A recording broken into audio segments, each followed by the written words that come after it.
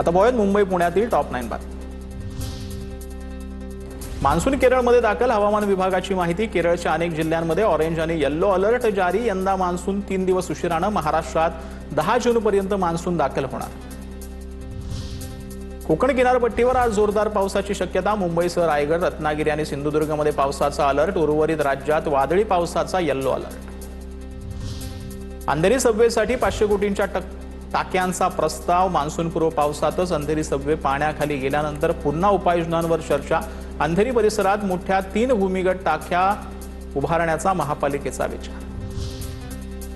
विमानतळावरील संवेदनशील भागामध्ये फोटो आणि व्हिडिओ काढण्यास मनाई। डीजीसीएचे आदेश। तर विमानतळावर फोटो, व्हिडिओ, रील्स काढल्यास मोबाईल जप्त होणार।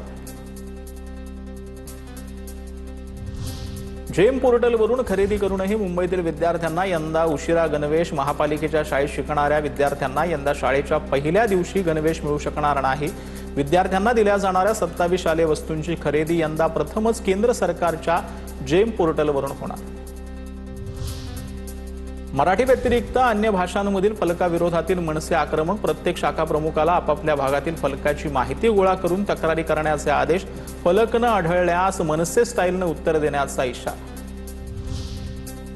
पुणे बंगळुरू महामार्गावरील कराडजवळ सर्वात मोठ्या उड्डाणपुलाचं काम अंतिम टप्प्यात। या 3.5 किलोमीटरच्या उड्डाणपुलाचं लवकरच उद्घाटन होणार। यंदाच्या पावसाळ्यापूर्वी पूल वाहतुकीसाठी खुला करण्याचे प्रशासनाचं उद्दिष्ट।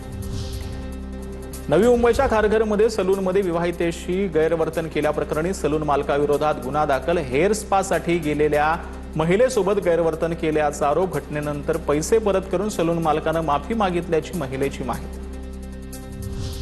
पुण्यातील पूरस्थितीवरती लक्ष ठेवण्यासाठी मुळा-मुठा नदीच्या काठावर 100 सीसीटीव्ही बसवले जाणार। 30 जूनपर्यंत हे काम पूर्ण करण्यात येणार, पालिका प्रशासनानं दिली माहिती।